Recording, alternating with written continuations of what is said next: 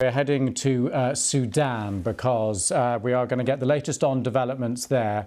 This is a desperate situation. The healthcare system on the brink of collapse. This is after the country's second largest city was captured by forces fighting against the army. Now, Wood Madhani had been seen as a safe haven, frankly. Well, not now. The paramilitary Rapid Support Forces, or RSF, have taken it. There have been reports of summary executions, sexual violence, other abuses too by the RSF.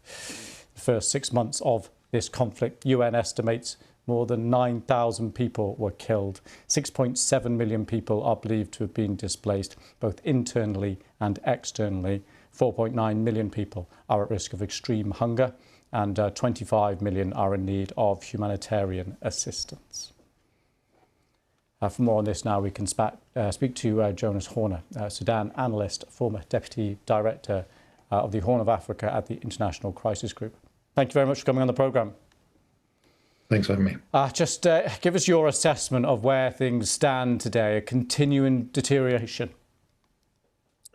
Yes, continuing deterioration. This is on the back of the Rapid Support Forces' continued drive away from the western region of Darfur, where they've had considerable success over the last month, and moving eastwards past the capital of Khartoum, which is in the center of the country more or less, and to heartland areas of the country that are key for agriculture, key population centers. And as you said, Wad Medani has been a destination for many of the displaced who flooded out of Khartoum, away from the vicious fighting that has really wrought serious destruction across infrastructure, homes, businesses, factories. They've all been largely destroyed in the country. And so many of these people had taken shelter in Wad Medani. They're very concerned for their welfare being there as the RSF sweeps through, and as those populations worry about the RSF's tribalized and ethnicized killing sprees that occurred in Darfur.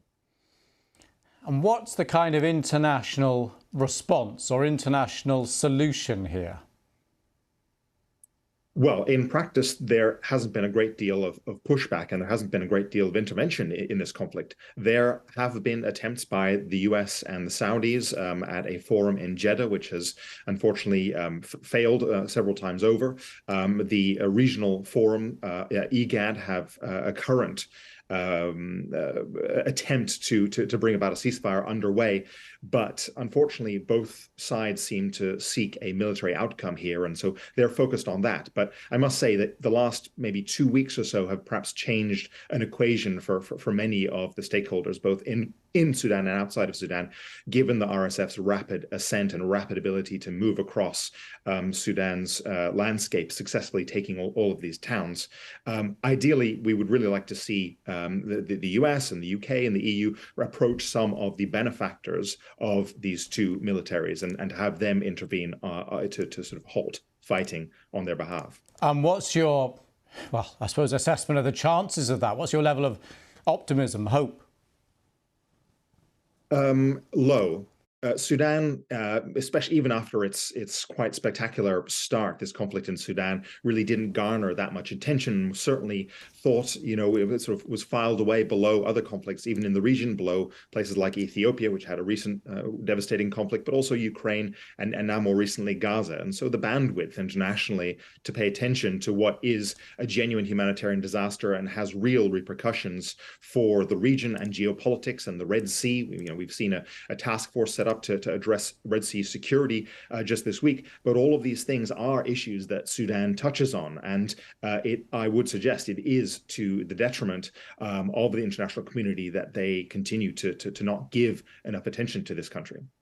OK, Jonas Horner, thank you very much for coming on the programme. Thank you. Thank you.